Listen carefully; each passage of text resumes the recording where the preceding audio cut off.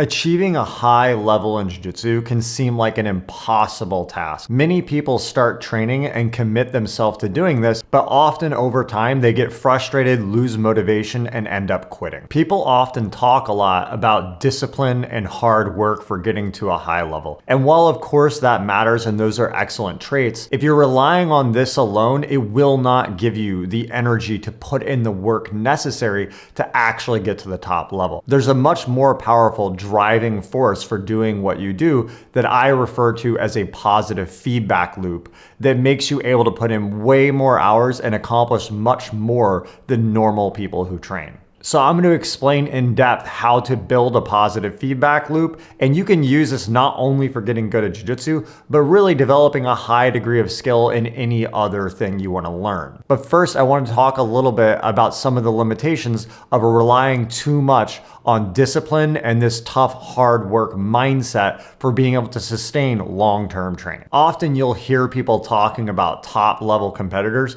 training 9 or 10 hours a day. And while I have my suspicions on what they're defining as training, I don't really think anyone is sparring 10 hours a day. If you combine watching video, drilling, sparring, strength training, rehab work, of course, you can definitely put in those kinds of hours. But the thing is, what constitutes work can be very different depending on your psychological mindset. If you like to binge Netflix shows or you like to play video games, you might even be able to use a lazy Sunday and spend 8 hours doing that, and it doesn't feel like work for you. But if you hate video games and I tell you you have to play video games for 8 hours and then I will pay you, it will feel like a job. It will be hard work. It will even require discipline to do. So until you can get your development in jiu-jitsu to feel like play, until you can get your development in jiu-jitsu to feel like it does when you're playing video games or reading a good book, you're always going to view the work you have to do as this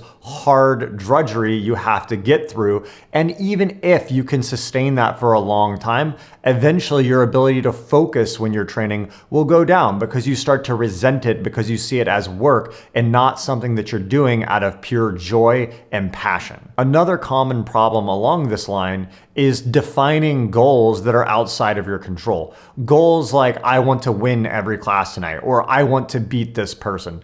Those kind of things you can't absolutely control when you go in. And in fact, if you go in and you set the goal, I have to win every round, then you're gonna have some amount of anxiety before you go in because you know subconsciously you may fail. And then there's this fear that you might fail. So by setting up those kinds of goals, while they can be great in the short term, and I'll definitely talk about the benefits of these things in a little bit, they can create resistance to training and eventually lead to long-term burnout, which if you stop training and you don't like training means that you will not achieve a high level. So instead, we have to find a good way to trigger our curiosity and a positive feedback loop that makes us super excited to train all the time so that we can put in those hours. The thing is, it seems like this should be easy, but it actually requires intentional effort and thought to set up. Motivation and drive to train is not something that automatically happens. You have to put intentional thought into it, and then that will create a situation that starts to run on autopilot, making you train and focus all the time. And real quick, guys, if you're enjoying this style of content, be sure to like and leave a comment to help support the channel and let me know what you would like to see in future videos. So now let's talk about creative ways that you can trigger your curiosity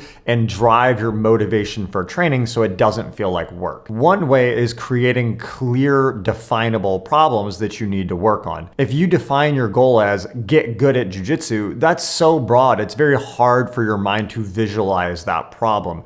It's like if you said, I'm gonna get educated. Well, getting educated in computer programming and getting educated in learning Russian is a very different skill set. So we need to find more specific problems to work on. There's two main ways I like to do this. One is if you don't know what you need to work on, just go into the gym and do a night of normal sparring. Just train hard, try to win, do whatever. But the purpose of this isn't necessarily to win, it's to identify where are your weaknesses. If you're newer, it's probably stuff like escaping side control or finishing an armbar. And if you're more advanced, it might be finishing a berimbolo, or playing spider guard. It will be unique for your particular game and your weaknesses. Once you find a position that you know you want to work on, now you want to set out separate time either before class or after class that you can get with a partner and start working specifically on that problem. If you know you can't escape side control, then start in side control and try to escape. When there's a problem, identify what that problem is, discuss with your partner, look for video, and stay on that problem. As you stay on this problem for a while, even when you leave the gym, your brain will be thinking about the problems, and then you start to become engaged on this micro problem. It will drive you to seek out instructionals, it will drive you to watch competition footage, it'll drive you to talk to other people. But you always have to have these clear side projects from your normal training and class that's giving you motivation and drive to train. Of course, many people train at a gym that doesn't give you time to do this specific training on the side. So if the case is that you don't have that, you would just use your normal sparring rounds to work on problems. The tricky thing with this is you can't as easily control what you're going to work on. If you're a beginner, you can't just go in and go, oh, I'm going to work my mount finishes, because you may not be able to ever get to mount. So more naturally, you'll be working on side control escape or defending an armbar and things like that. So you want to make sure you're picking positions that you can consistently get to in normal roles. It usually helps to have a few different positions you're working on at one time if you have to do it this way, because you may have one person who pulls guard every time and someone else stays on top. So having a few different positions you can get to will help massively. And this also leads back to the point about having definable goals with your training. If you go in with the mindset you have to win every round, like I said before, you're going to have resistance to the training.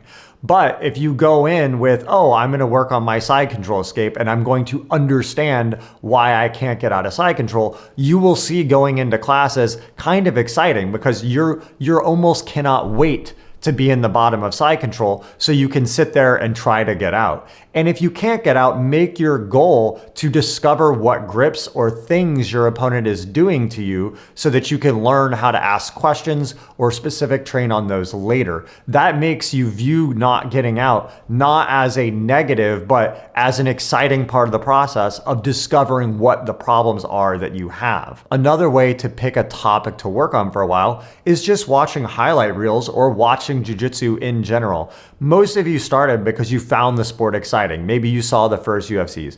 Maybe you saw the ADCC. Find a highlight reel or some person competing doing a technique that you objectively think just looks really cool. You think it would be really awesome to be able to do that. If you find something like that, it gives you this energy and this excitement to be able to do it. Then that will drive your motivation to go in and to work on that problem. The thing is, when you start defining these clear problems, it gives your brain something tangible to focus on that will start making you go in all the time. As you do this, the problems you work on will change over time, and you'll start developing a broad understanding in multiple positions. And once you know enough positions, all a regular match is a combination of those positions. So as you do this over long periods of time, as a byproduct, you will become very good at jiu-jitsu because you will have so much depth of knowledge in so many different positions. So you just have to be patient and be more focused on understanding positions and understanding how things work. And as a byproduct, you will become extremely high level at jiu-jitsu.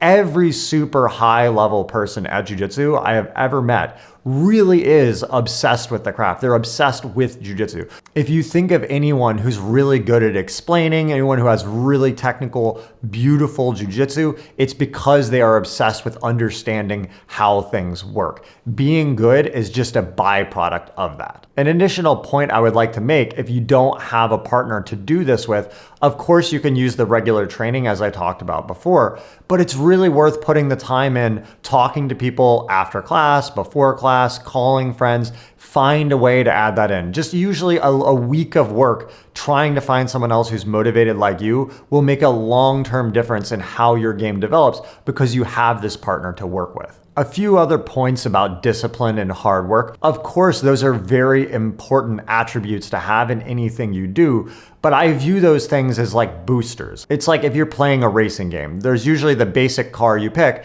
and then there may be a booster option. But you cannot use the booster option to run the entire race. It's something you use for special moments. And I view self-discipline as like that. You can use a little bit every day. So if you don't have the energy to work on organizing how you're gonna find this new topic you wanna work on, and you feel really lazy, you may need to use a little bit discipline to get started on that problem.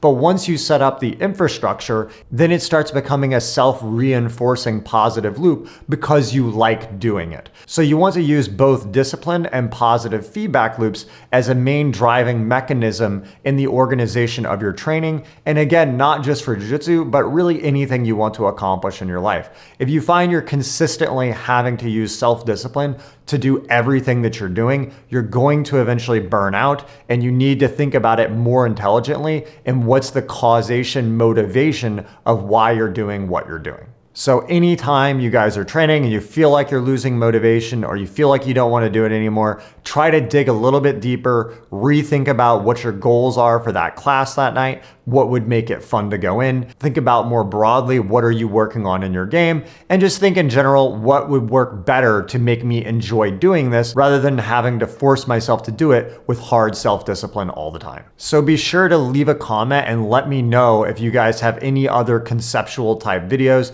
and topics you'd like to see me cover. And as always, if you like the content, like, share, subscribe. Thanks a lot.